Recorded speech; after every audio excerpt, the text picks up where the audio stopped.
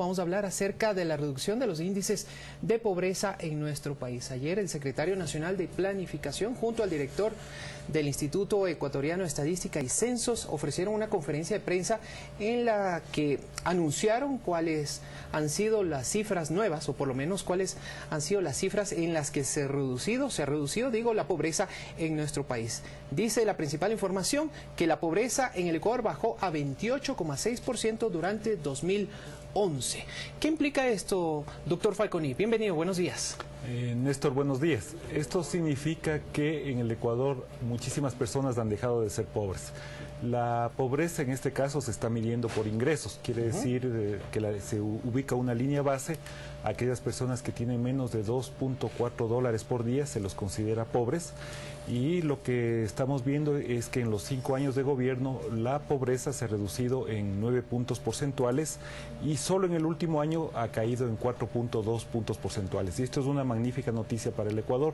Sin embargo, evidentemente, en términos de quienes estamos a cargo de la dirección de algunas áreas de política pública, no nos podemos sentir satisfechos con estos resultados. Sin embargo, significa un gran logro. Así es, el secretario nacional de Planificación esta mañana nos ha traído 2 láminas que fundamentalmente son las que evidencian este descenso, esta caída en los índices de pobreza en nuestro país. Vamos a ver si les ponemos en pantalla el primero de ellos y lo explicamos. Caída de la pobreza medida por ingresos, doctor.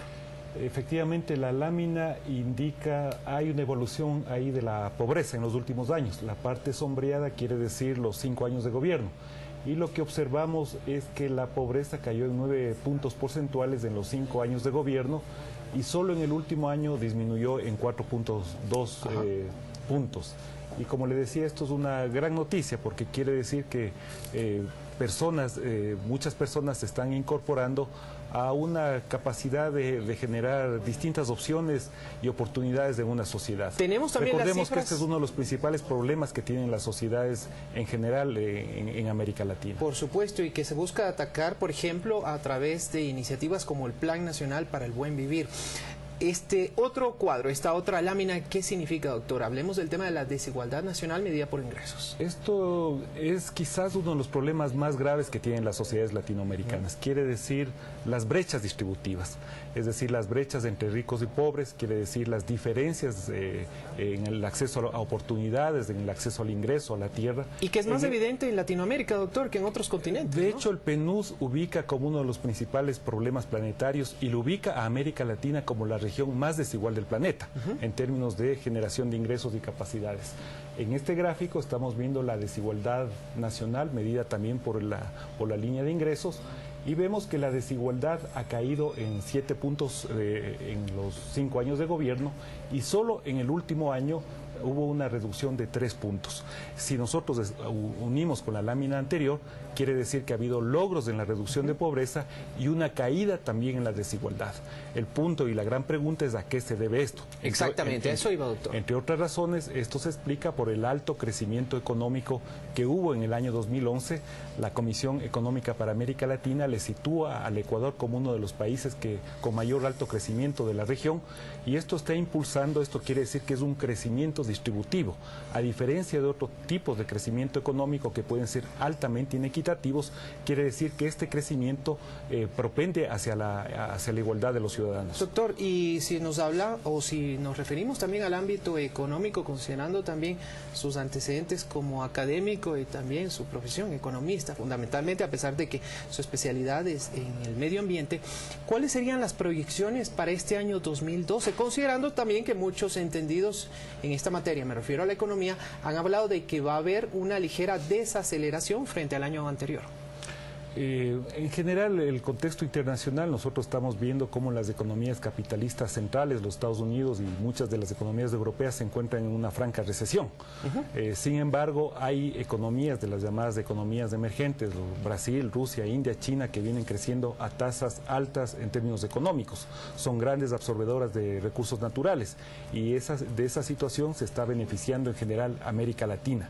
Ahora bien, en el caso del Ecuador, si bien tenemos este contexto internacional, los factores explicativos del crecimiento económico en el caso del Ecuador son fundamentalmente 2: el consumo interno de los hogares y la inversión pública y privada, que está jalonando el crecimiento de la economía.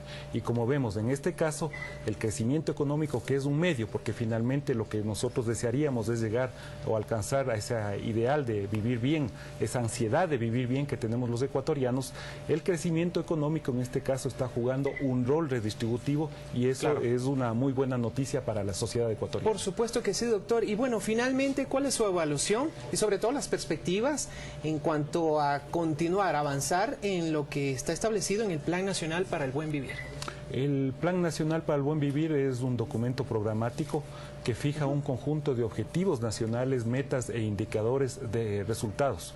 Nosotros hicimos la semana pasada, en el contexto del Consejo Nacional de Planificación, la evaluación del cumplimiento del Plan Nacional para el Buen Vivir. Y la evaluación, digamos, nos plantea un conjunto de logros en políticas públicas, productivos, sociales, en materia de seguridad, en materia de relaciones internacionales, pero también nos abre un conjunto de retos. No es posible plantearnos solo una estática en política pública. La planificación y la política pública es un concepto dinámico. Queremos ir a profundizar los aspectos programáticos que están contemplados en el Plan Nacional para el Buen Vivir, y aquí se nos presenta un conjunto de desafíos tales como algunos elementos que el propio presidente de la República ya lo ha marcado.